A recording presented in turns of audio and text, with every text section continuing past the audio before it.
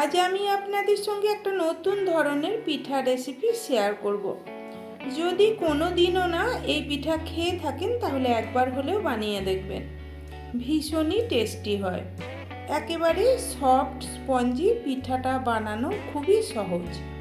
নমস্কার, আমি অর্পিতা, আর আমার চ্যানেলে আপনাদের সকলকে স্বাগত। আশা করছি আপনারা সবাই ভালো আছেন, সুস্থ আছেন।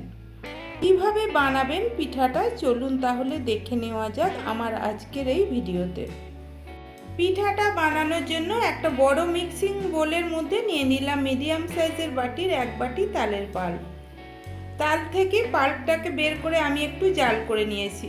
তাল জাল করে নিয়ে যদি পিঠাটা বানানো হয় পিঠার টেস্ট বেশি হয়।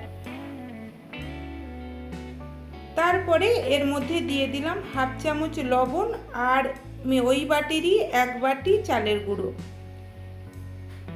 চালের গুঁড়ো পরিমাণটা নির্ভর করে তালের পাল্পটা কতটা পাতলা সেই অনুপাতে।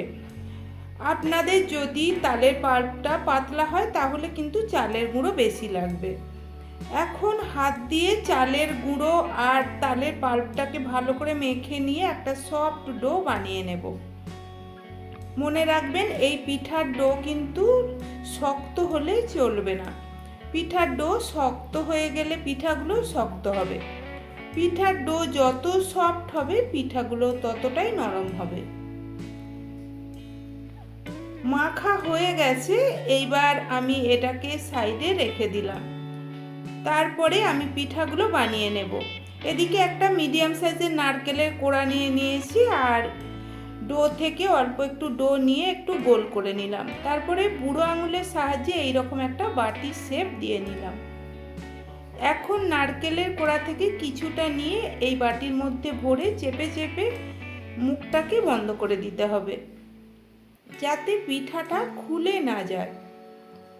বন্ধ করে দেওয়ার পর এই রকম দু সাইডটা একটু লম্বা করে পিঠা শেপ দিয়ে নিলাম। একটা পিঠা বানানো হয়ে গেছে, আমি আর একটা পিঠা বানিয়ে দেখাচ্ছি। আমি এই রকমভাবে পিঠাটা বানিয়ে নিলাম, তবে আপনারা যেরকমভাবে পিঠা বানান সেইভাবে কিন্তু পিঠাটা বানিয়ে নেবেন।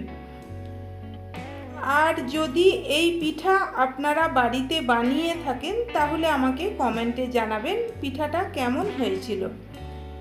রেসিপিটা যদি ভালো লাগে তাহলে লাইক করে বন্ধুবান্ধব আত্মীয় পরিজনদের মধ্যে শেয়ার করে দেবেন।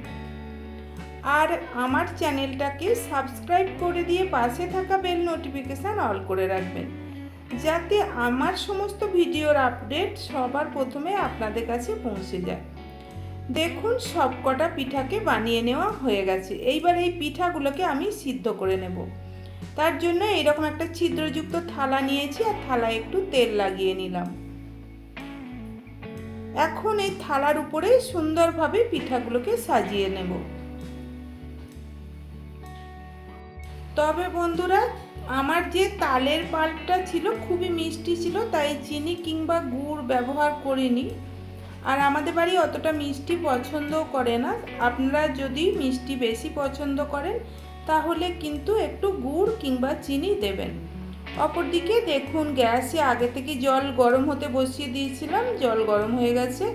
আমি তালের পিঠা শুদ্ধ থালাটাকে জলের উপর বসিয়ে দিয়ে মিডিয়াম ফ্লেমে ঢাকনা দিয়ে এটাকে রান্না হতে দেব 15 থেকে 20 মিনিট। 20 মিনিট পর ফিরে এলাম। এইবার আমি পিঠাগুলোকে দেখে নেব ঠিকঠাক সিদ্ধ হয়েছে কিনা। দেখুন হাতে লাগেনি, অর্থাৎ এটা সিদ্ধ হয়ে গেছে। এই থালাটাকে খুব সাবধানে জল থেকে নামিয়ে নিয়ে সম্পূর্ণ পিঠাগুলোকে ঠান্ডা করে নেব। মোটামুটি 10 মিনিট রাখার পর পিঠাগুলো ঠান্ডা হয়ে গেছে। এইবার এই পিঠাগুলোকে আমি একটা আলাদা প্লেটে সার্ভ করে দেখাচ্ছি। তাহলে বন্ধুরা, কেমন লাগলো আমার আজকের এই তালের পিঠা রেসিপি? যদি ভালো লাগে আপনারাও বাড়িতে বানিয়ে খেয়ে দেখবেন। আশা করছি আপনাদেরও ভালো লাগবে। বাড়িতে বানিয়ে থাকলে অবশ্যই কমেন্টে আমাকে জানাবেন কেমন হয়েছিল। আজকের মতো তাহলে রেসিপিটা এখানেই শেষ করলাম। সবাই ভালো থাকবেন, সুস্থ থাকবেন। ধন্যবাদ।